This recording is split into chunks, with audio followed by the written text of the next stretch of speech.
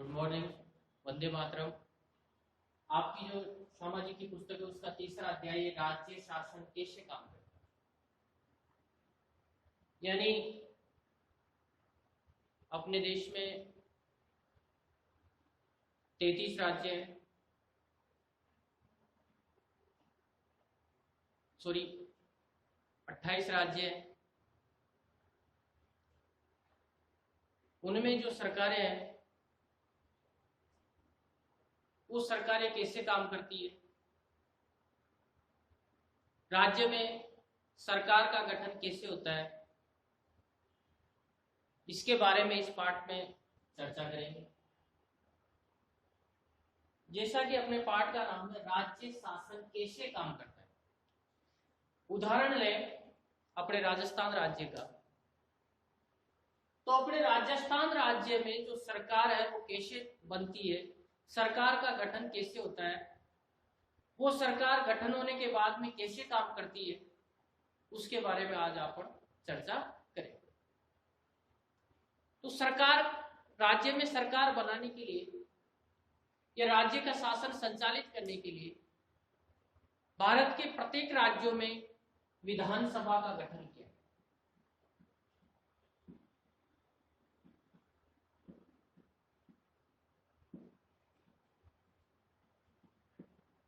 विधानसभा, या ये मानो कि राजस्थान राज्य को अलग अलग निर्वाचन क्षेत्रों में बांटा गया।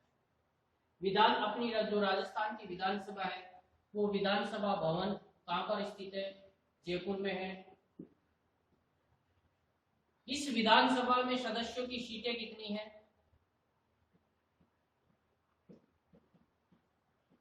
सदस्य सीटें है 200। यानी राजस्थान राज्य को 200 विधानसभा निर्वाचन क्षेत्रों में बांटा गया है। राजस्थान में जो 33 जिले हैं उन 33 जिलों को 200 अलग अलग निर्वाचन क्षेत्रों में बांटा गया है। और इन 200 अलग अलग निर्वाचन क्षेत्रों में जो व्यक्ति चुनाव जीतता है या जिसको जनता चुनती है उसको बोलते हैं MLA. MLA member of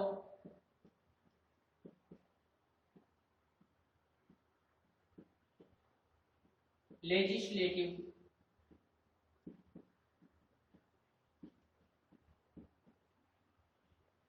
assembly.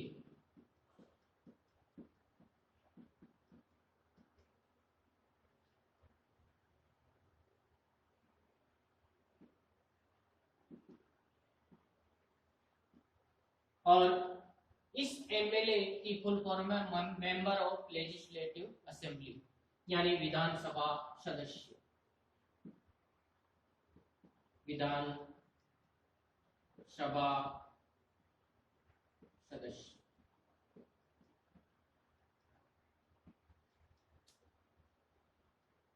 ये विधानसभा सदस्य जिसको एमएलए बोलते हैं, ये जनता का प्रतिनिधि होता है। जनता का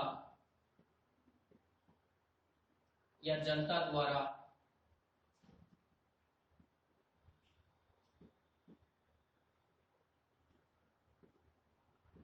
प्रत्यक्ष मतदान द्वारा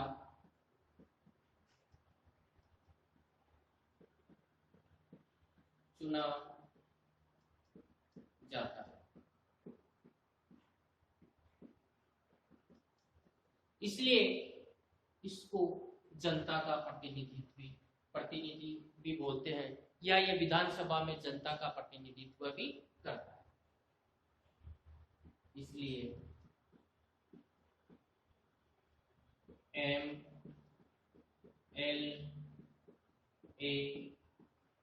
विधानसभा में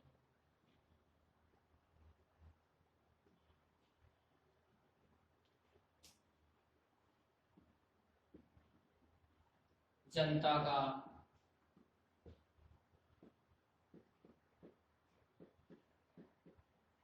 प्रतिनिधि होता है।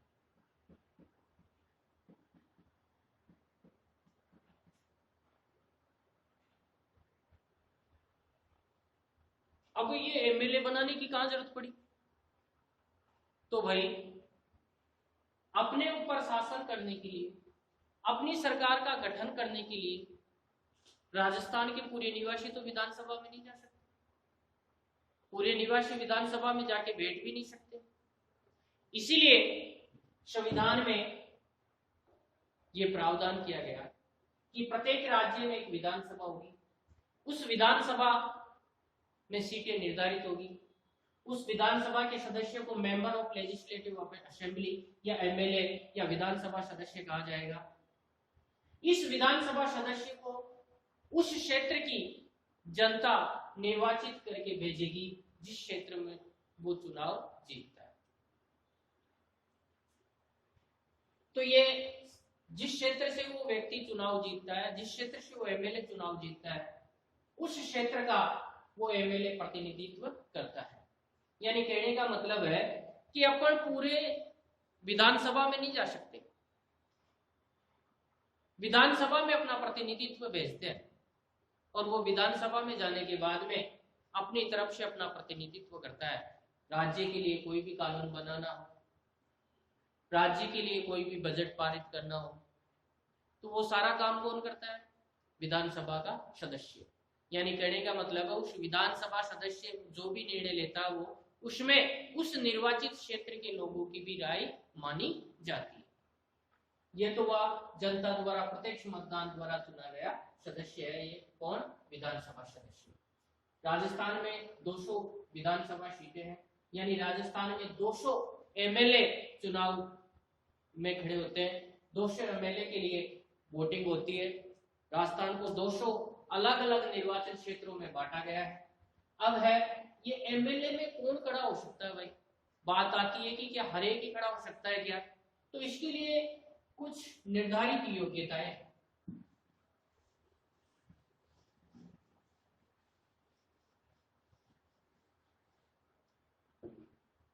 विधानसभा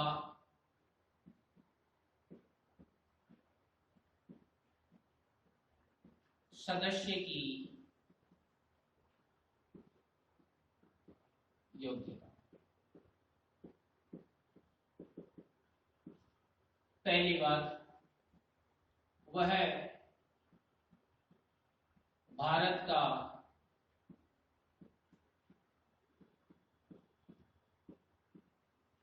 नागरिक। दूसरी योग्यता उसकी उम्र 25 वर्ष, 25 वर्ष या 25 वर्ष से अधिक। तीसरी किसी भी लाभकारी पद पर कार्यरत नहीं। चौथा भारत सरकार वो दिवालिया या पागल नहीं। अगर ये योग्यताएं हैं तो वो विधानसभा सदस्य के लिए चुनाव में खड़ा हो सकता है। अब आगे है कि भाई मुख्यमंत्री का निर्वाचन कैसे होता है, तो उसके बारे में है कि जो 200 निर्वाचन सीटें हैं,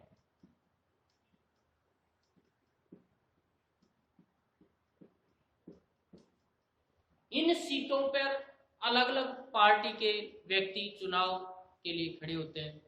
जैसे मुख्य पार्टियां मान लो भारतीय कांग्रेस पार्टी मान लो, भारतीय जनता पार्टी मान लो, बहुजन समाजवादी पार्टी मान लो। तो इनके व्यक्ति इन 200 जो निर्वाचन क्षेत्र है यहाँ पर खड़े होते हैं, जनता इनको मत देती है, उसके आधार पर ये चुनाव जीतते हैं। अब चुनाव जीतने के बाद में अभी वर्तमान की बात करें तो वर्तमान में अपने राजस्थान में कांग्रेस को तो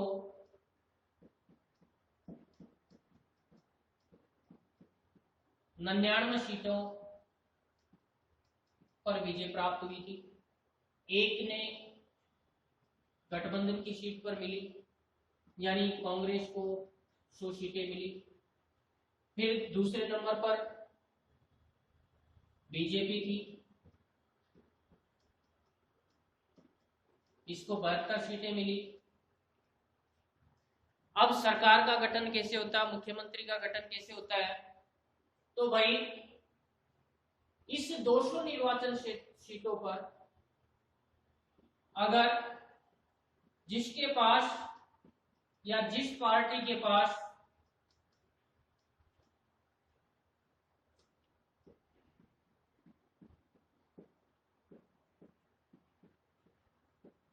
एक 101 सीटें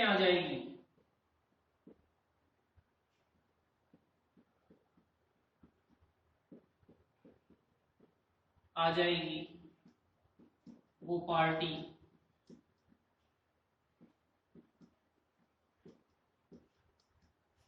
बहुमत में है और सरकार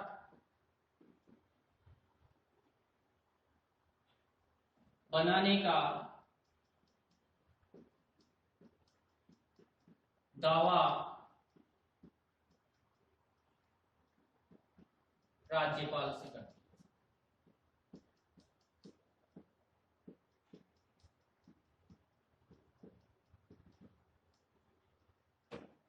अब यहां तक तो बात सही थी भाई, जिसके पास 101 सीटें आ जाएगी वो पार्टी राज्यपाल के पास सरकार बनाने का दावा करेगी।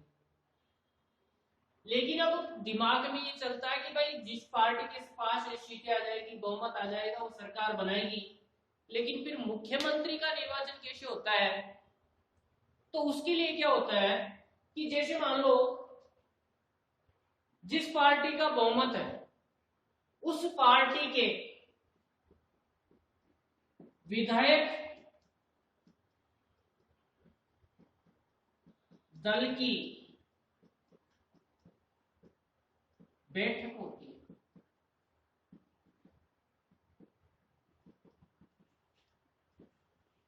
यानी उन पार्टी के विधायकों की बैठक होती है। उस बैठक में वो विधायक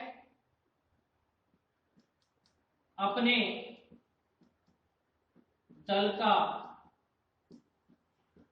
नेता चुनते हैं।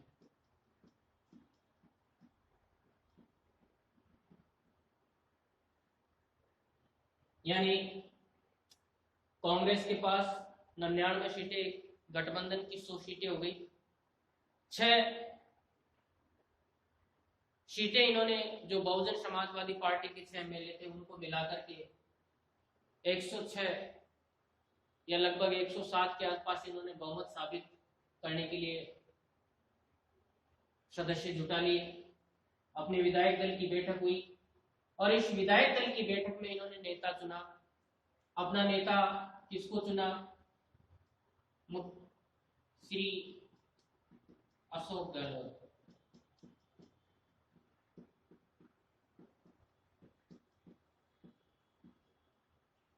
ये अशोक गहलोत जी इन सदस्यों का समर्थन लेकर राज्यपाल के पास गए।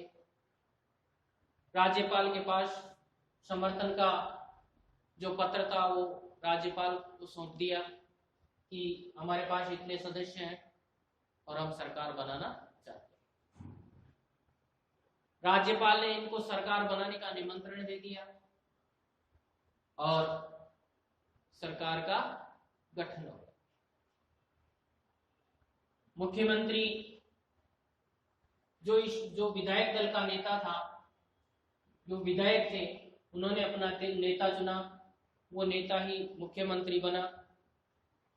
अब राजस्थान में जैसे अशोक गहलोत को अपना नेता चुने, अशोक गहलोत जी मुख्यमंत्री बने। मुख्यमंत्री बनने के बाद में राज्यपाल ने इनको शपथ दिलाई। फिर ये मुख्यमंत्री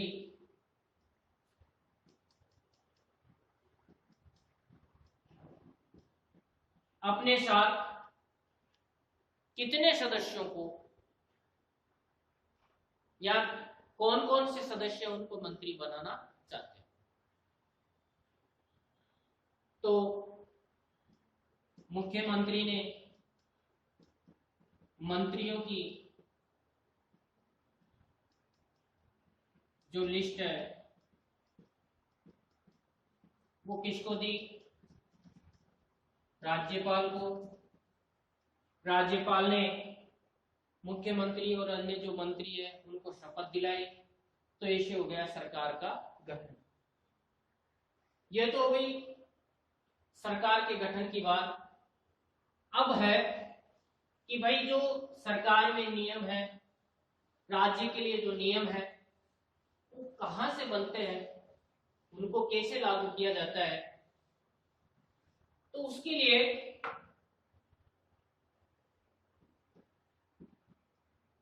विधान सभा का सत्र बुलाया जाता है। बुलाया जाता है। इसके लिए क्या होता है कि जो राज्य की जो कैबिनेट यानी राज्य के जो मुख्यमंत्री और मंत्री हैं वो कैबिनेट में प्रस्ताव पास करके राज्यपाल के पास भेजते हैं। राज्यपाल उस प्रस्ताव के आधार पर 21 दिन के नोटिस पर विधानसभा का सत्र बुलाता है।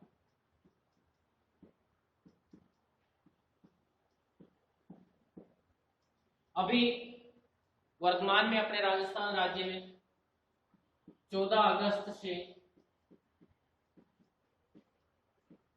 विधानसभा का सत्र चलेगा।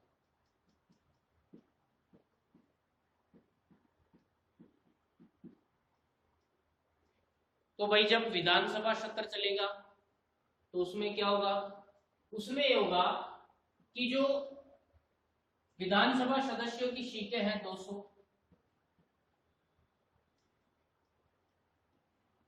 ये 200 एमएलए या 200 विधानसभा सदस्य विधानसभा में बैठते हैं। तो इसमें जो सरकार जिस पार्टी की होती है उसे बोलते हैं सत्ता पक्ष,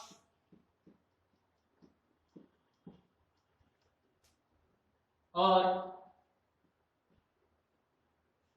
जिस पार्टी की सरकार नहीं होती, जो पार्टी उनके विरोध में होती है, तो उसे बोलते हैं विपक्ष या विरोधी पक्ष।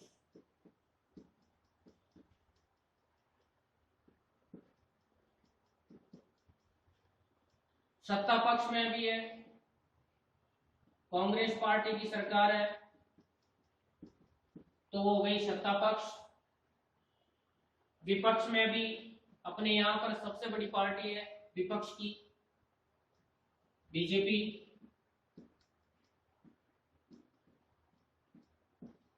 तो उसे बोलते हैं विपक्ष या विरोधी पक्ष। विधानसभा में बैठक होती है, विधानसभा का सत्र चलता है। सत्ता पक्ष वाले सदस्य और विरोधी पक्ष वाले सदस्य विधानसभा में बैठते हैं और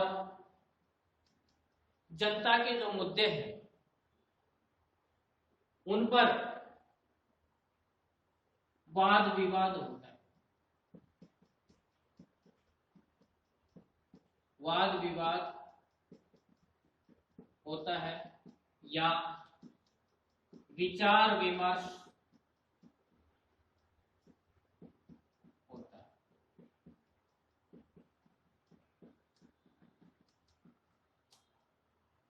राज्य के लिए बजट, राज्य की विकास की योजनाएं, ये सब कहां पर प्रस्तुत की जाती है? विधानसभा में। विधानसभा में उसके ऊपर चर्चा होती है। चर्चा होने के बाद में जब उसके ऊपर एक मत होती है, एक राय हो जाती है, तो उसको पारित कर दिया जाता है। यहां तक अपन ने जो पढ़ा उसको आप जो नोट्स की कॉपी है उसमें उतारेंगे और इसको याद भी करेंगे। धन्यवाद।